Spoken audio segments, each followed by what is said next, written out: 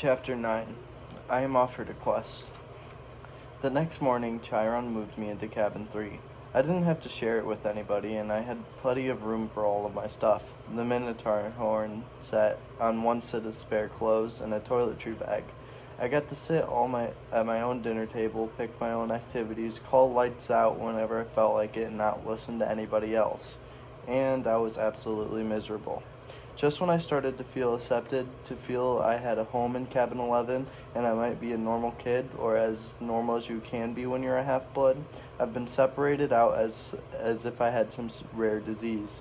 Nobody mentioned the Hellhound, but I got the feeling they were all talking about it behind my back.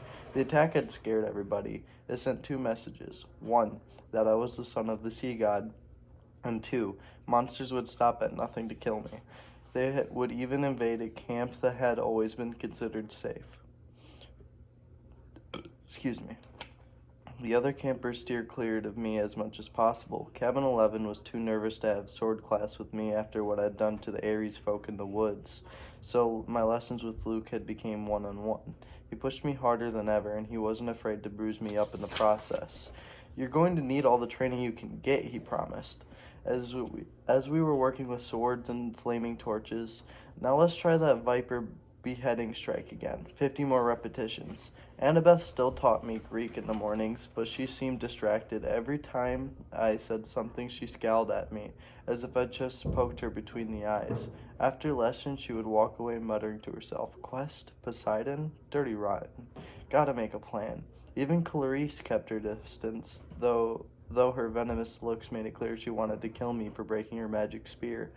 I wish she would just yell or punch me or something. I'd rather get into fights every day than be ignored.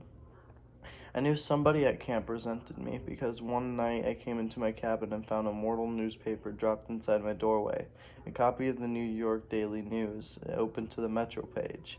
The article took me almost an hour to read because the angrier I got, the more the words floated around on the page.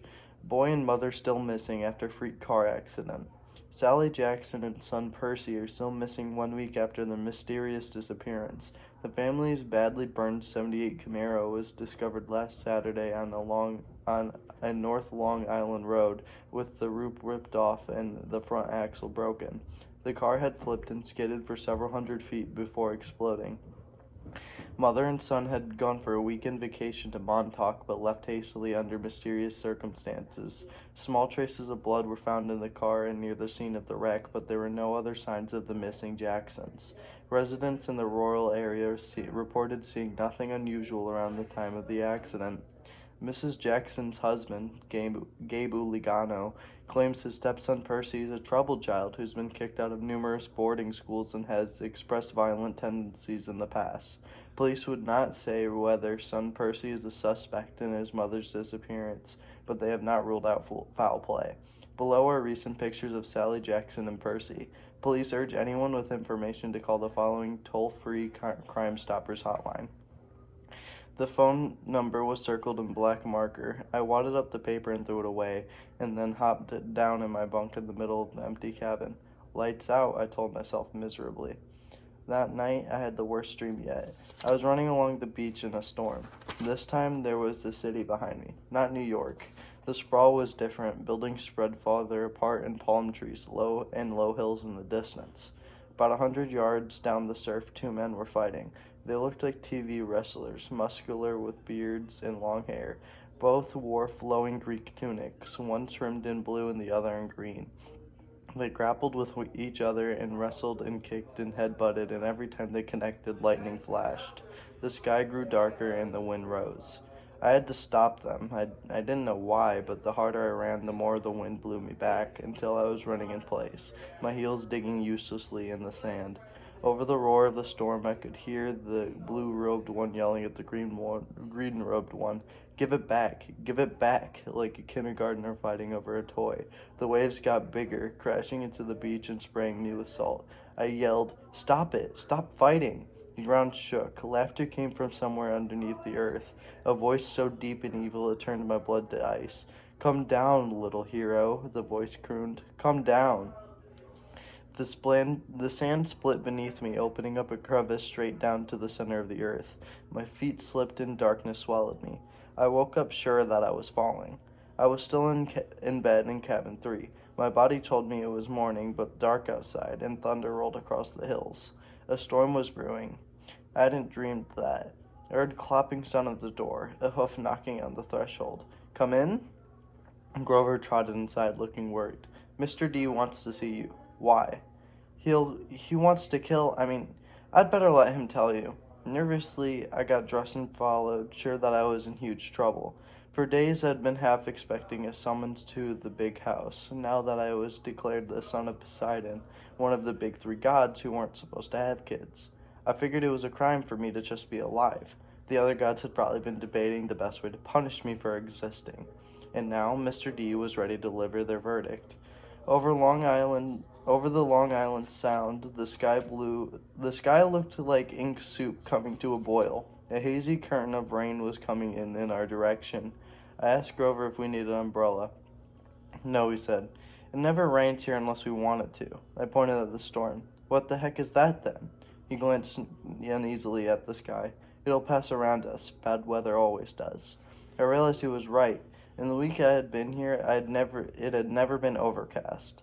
The few rain clouds I'd seen had skirted right around the edges of the valley, but this one was huge. At the volleyball pit, the kids from Apollo's cabin were playing a morning game against the satyrs. Dionysus's twins were walking around in the strawberry fields, making the plants grow. Everybody was going about their normal business, but they looked tense. They kept their eyes on the storm. Grover and I had walked up to the porch of the big house. Dionysus sat at the pinnacle table in his tiger-striped Hawaiian shirt with his Diet Coke, just as he had on my first day. Chiron sat across the table in his fake wheelchair. They were playing against invisible opponents. 2 sets of cards were hovering in the air. "Well, well," Mr. D said without looking up. "Our little celebrity." I waited. "Come closer," Mr. D said, "and don't expect me to kowtow to you, mortal, just because old Barnacle Beard is your father." A net of lightning flashed across the clouds. Thunder shook the windows of the house. "Blah, blah, blah," Dionysus said. Chiron feigned interest in his pinochle cards. Grover cowered in by the railing, his hooves clopping back and forth. "If I had my way," Dionysus said, "I would cause your molecules to erupt into flames. We'd sweep up the ashes and be done with a lot of trouble. But Chiron seems to feel this was against my mission at this cursed camp, to keep you little bats safe from harm." "Spontaneous combustion is a form of harm, Mr. D," Chiron put in. "Nonsense," Dionysus said. "The boy wouldn't feel a thing."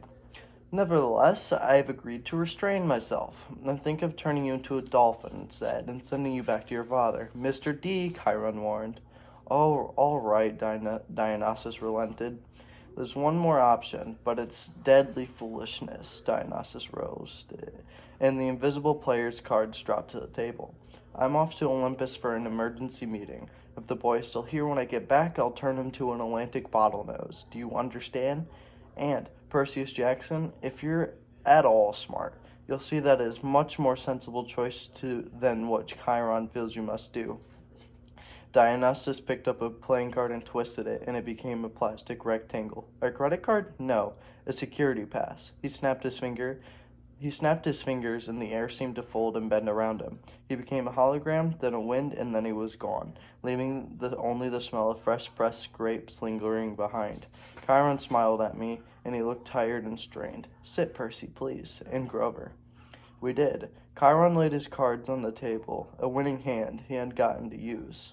"Tell me, Percy," he said, "what do you make of the Hellhound?" Just hearing the name made me shudder. Chiron probably wanted me to say, "Heck, it was nothing. I eat hellhounds for breakfast." But I didn't feel like lying. "It scared me," I said. "If you hadn't shot it, I'd be dead." "You'll meet worse, Percy. Far, far worse. Before you're even close to done." "Done with what?" "Your quest, of course. Will you accept it?" I glanced at Grover, who was crossing his fingers. Sir," I said, "you haven't told me what it is yet." Chiron grimaced. "Well, that's the hard part. The details." Thunders rumbled across the sky, and the storm clouds had now reached the edge of the beach. As far as I could see, the sky and the sea were boiling together. "Poseidon and Zeus," I said. "They're fighting over something valuable, something that was stolen, aren't they?" Chiron and Grover exchanged looks. Chiron sat forward in his wheelchair. How did you know that? My face felt hot. I wish I hadn't opened my big mouth. The weather since Christmas has been weird, like the sea and the sky are fighting. Then I talked to Annabeth, and she overheard something about a theft, and I've also been having dreams. I knew it, Grover said. Hush, Satyr, Chiron ordered. But it is his quest, Grover's eyes were bright with excitement. It must be. Only the oracle can determine, Chiron stroked his bristly beard. Nevertheless, Percy, you are correct. Your father and Zeus are having their worst quarrel in centuries. They're fighting over something valuable that was stolen. To be precise, a lightning bolt. I'll ask nervously, a what? Do not take this lightly, Chiron warned. I'm not talking about some tinfoil-covered zigzag you'd see in a second-grade play. I'm talking about a 2-foot-long cylinder of high-grade celestial bronze, capped on both ends with god-level explosives. Oh. Zeus's master bolt, Chiron said, getting worked up now. The symbol of his power from which all other lightning bolts are patterned. The first weapon made by the Cyclops for the war against the Titans. The bolt that sheared off the top of Mount Etna and hurled Kronos from his throne. The Master Bolt, which packs enough power to make mortal hydrogen bombs look like firecrackers. And it's missing?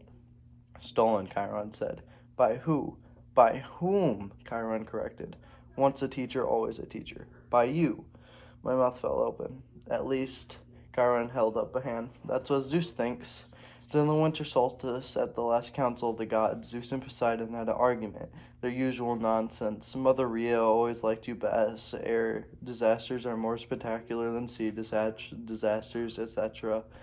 Afterwards, Zeus realized his master bolt was missing, taken from the throne room under his very nose.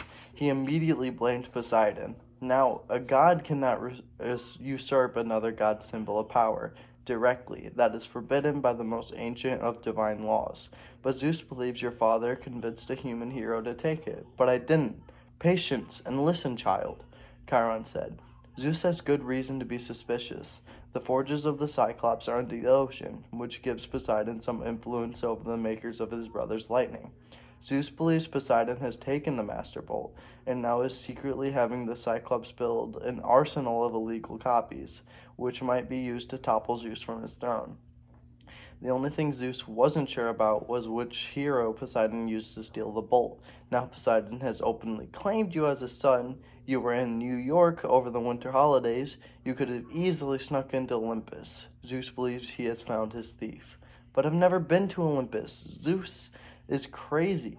Chiron and Grover glanced nervously at the sky. The clouds didn't seem to be parting around us, as Grover had promised. They were rolling straight over our valley, sealing us in like a coffin lid. Percy, Grover said, we don't use the C word to describe the Lord of the Sky.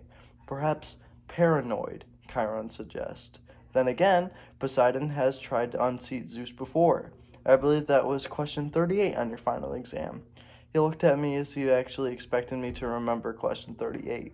How could anyone accuse me of stealing a god's weapon? I couldn't even steal a slice of pizza from Gabe's poker party without getting busted. Chiron was waiting for an answer. Something about a golden net, I guessed. Poseidon and Hera and a few other gods, they trapped Zeus and wouldn't let him out until he promised to be a better ruler, right? Correct, Chiron said. And Zeus has never trusted Poseidon since. Of course, Poseidon denies stealing the Master Bolt. He took great offense at the accusation. The two have been arguing back and forth for months, threatening war. And now you came along, the proverbial last straw. But I'm just a kid, Percy, Grover cut in. If you were Zeus, and you already thought your brother was plotting to overthrow you, and then your brother suddenly admitted he had broken the sacred oath he took after World War II, that he's fathered a new mortal hero who might be used as a weapon against you, wouldn't that put a twist in your toga? But I didn't do anything.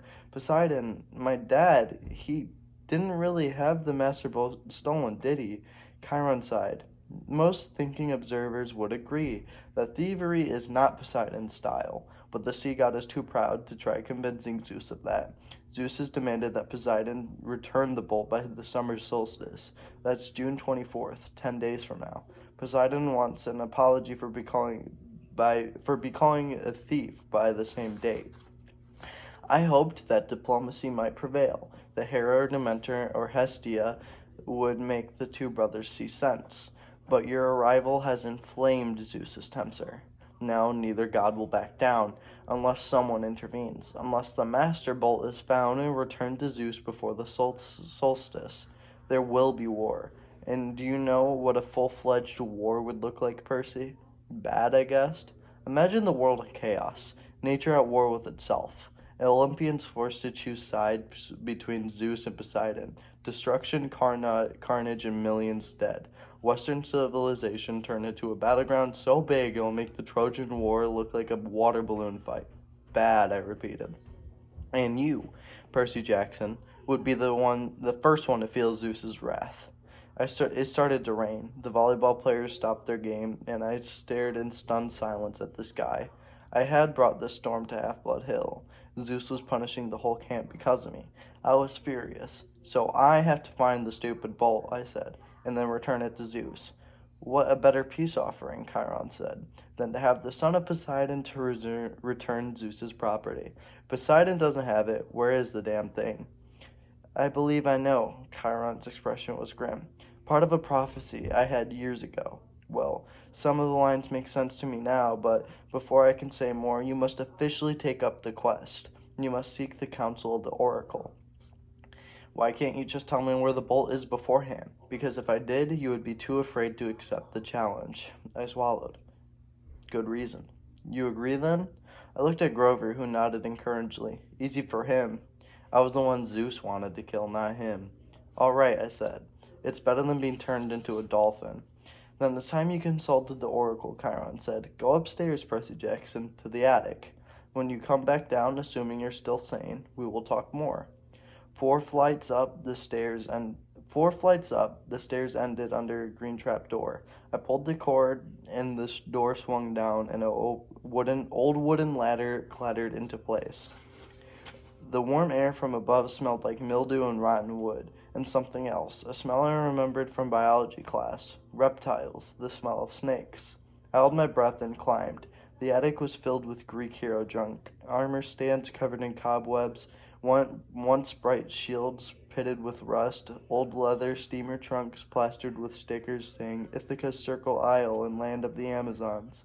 One long table was stacked with glass jars filled with pickled things, severed hairy claws, huge yellow eyes, and various other parts of monsters.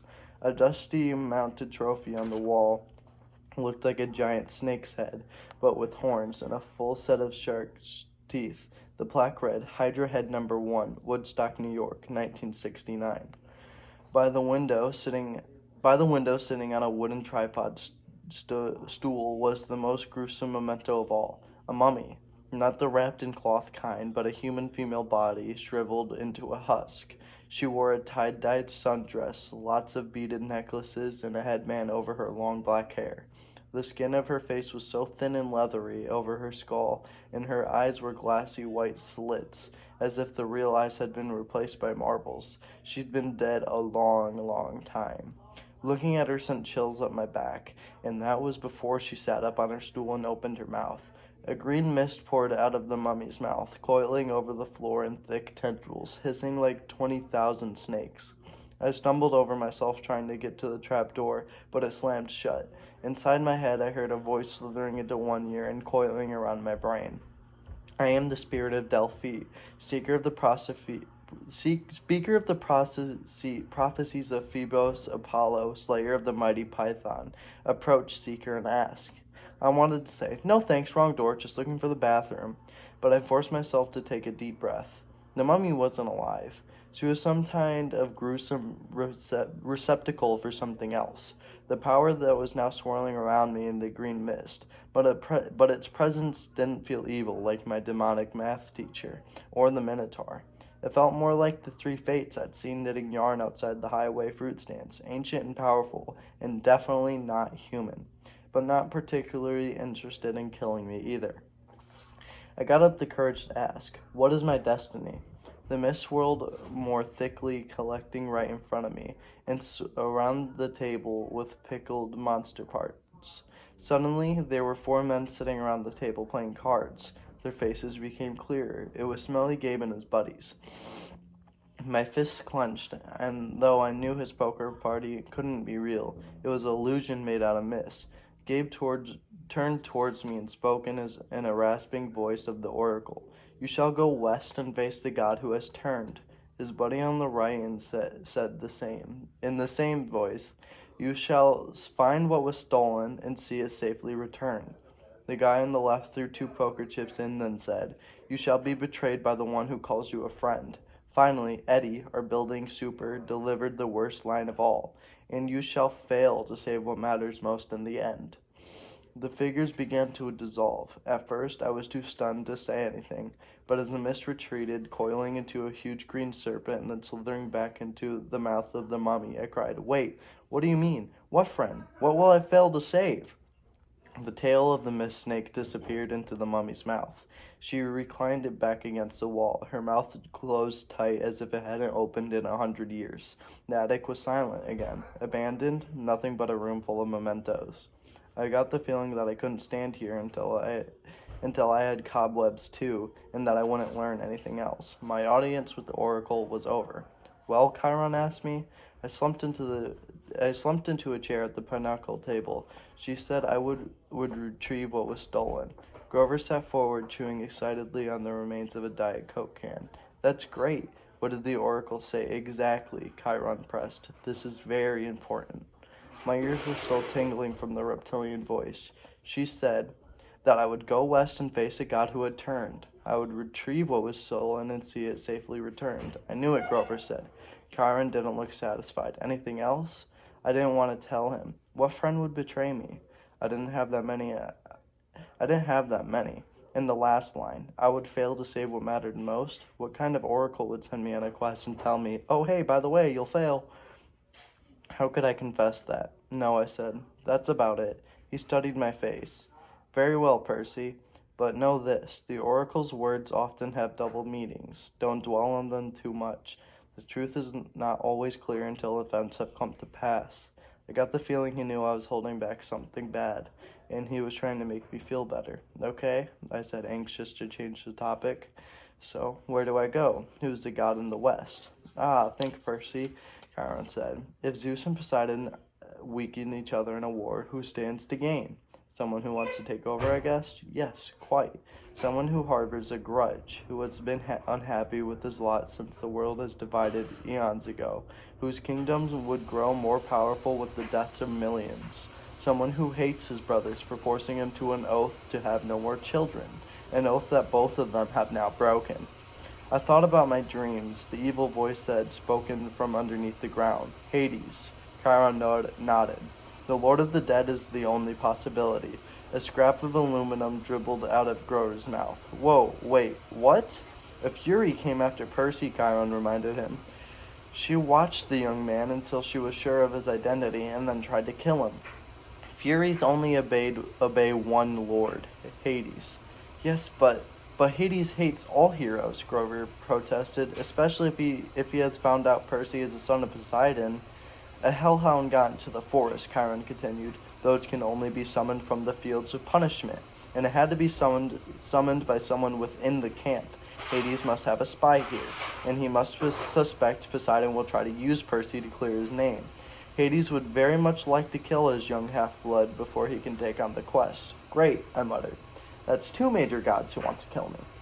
But a quest, too, Grover swallowed. I mean, couldn't the Master Bolt be someplace like Maine? Maine's very nice this type of year. Hades sent a minion to steal the Master Bolt, Chiron insisted.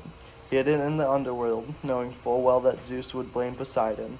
I don't pretend to understand the Lord of the Dead's motives perfectly, or why he chose this time to start a war, but one thing is certain. Percy must go to the underworld, find the Master Bolt, and reveal the truth. A strange fire burned in my stomach.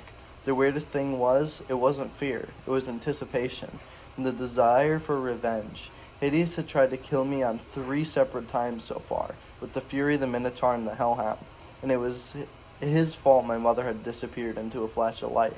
Now he was trying to frame me and my dad for a theft we hadn't committed. I was ready to take him on. Besides, if my mother was in the underworld, whoa boy, said the small part of my brain, that was still sane. You're a kid. Hades is a god. Grover was trembling. He started to eat the pinochle cards like potato chips. The poor guy needed a completed quest with me so he could get his searcher's license, whatever that was. But how could I ask him to go on this quest, especially when the oracle said I was destined to fail? This was suicide. Look, if we know it's Hades, I told Chiron, why can't we just tell the other gods? Zeus or Poseidon could go down to the underworld and bust up some heads. Suspecting and knowing are not the same, Chiron said. Besides, even if the other gods suspect Hades, and I imagine Poseidon does, they couldn't retrieve the bolt themselves. Gods cannot cross into each other's territories except by invitation. That is another ancient rule. Heroes, on the other hand, have certain privileges. They can go anywhere, challenge anyone, as long as they're bold enough and strong enough to do it. No god can be held responsible for a hero's actions. Why do you think gods always operate through humans? You're saying I'm being used. I'm saying it's no accident Poseidon has claimed you now. It's a very risky gamble, but he's in a desperate situation and that he needs you. My dad needs me. Emotions rolled around inside of me like bits of glass in a kaleidoscope. I didn't know whether to feel resentful, grateful, or happy, or angry. Poseidon had ignored me for 12 years, and now suddenly he needed me. I looked at Chiron. You've known I was Poseidon's son all along, hadn't you? I have had my suspicions, as I said. I've spoken to the oracle, too. I got the feeling there was a lot he wasn't telling me about his prophecy, but I decided I couldn't worry about that right now. After all, I was holding back information, too. So let me get this right, I said. I'm supposed to go to the underworld and confront the Lord of the Dead. Check, Chiron said. Find the most powerful weapon in the universe. Check. And get it back to Olympus before the summer solstice in 10 days. That's about right. I looked at Grover, who gulped down the ace of hearts. Did I mention that Maine is very nice this type of year? He asked weakly. You don't have to go, I told him. I can't ask that of you. Oh, he shifted in his hooves. No, it's just that satyrs and underground places, well. He took a deep breath and stood, brushing the shredded cards and aluminum bits off of his t-shirt. You saved my life, Percy. If you're serious about wanting me along, I wouldn't let you down. I felt so relieved. I wanted to cry, though I didn't think that would be very heroic. Grover was the only friend I'd ever had longer than a few months. I wasn't sure what good a satyr could do against the forces of the dead, but I felt better knowing that he'd be with me. All the way, G-Man. I turned to Chiron. So where do I go? The oracle just said go west. The entrance to the underworld is always in the west. It moves from age to age, just like Olympus. Right now, of course, it's in America. Where? Chiron looked surprised. Thought that would be obvious enough. The entrance to the underworld is in Los Angeles. Oh, I said. Naturally. So we just get on a plane? No, Grover shrieked. Percy, what are you thinking? Have you ever been on a plane in your life? I shook my head, feeling embarrassed. My mom had never taken me anywhere by plane. She always said we didn't have the money. Besides, her parents died in a plane crash. Percy, think, Chiron said. You are the son of the sea god. Your father's bitterest rival is Zeus, lord of the sky. Your mother knew better than to trust you in an airplane. You would be in Zeus's domain. You would never come back down alive. Overhead, lightning cracked and thunder boomed. Okay, I said, determined to not look at the storm, so I'll just travel over land. That's right, Chiron said. 2 companions may accompany you. Grover is one. The other has already volunteered if you will accept her help. Gee, I said, feigning surprise. Who else would be stupid enough to volunteer for a quest like this? The air shimmered behind Chiron. Annabeth became visible, stuffing her Yankee cap into her back pocket. I've been waiting a long time for a quest, Seaweed Brain, she said. Athena is no fan of Poseidon, but if you're going to save the world, I'm the best person to keep you from messing up. If you do say so yourself, I said. I suppose you have a plan, wise girl? Her cheeks colored. Do you want my help or not? The truth was, I did. I needed all the help I could get. A trio, I said. That'll work. Excellent, Chiron said. This afternoon, we can take you as far as the bus terminals in Manhattan. After that, you are on your own. Lightning flashed and rain poured down on the meadows that were never supposed to have violent weather. No time to waste, Chiron said. I think you should all get packing.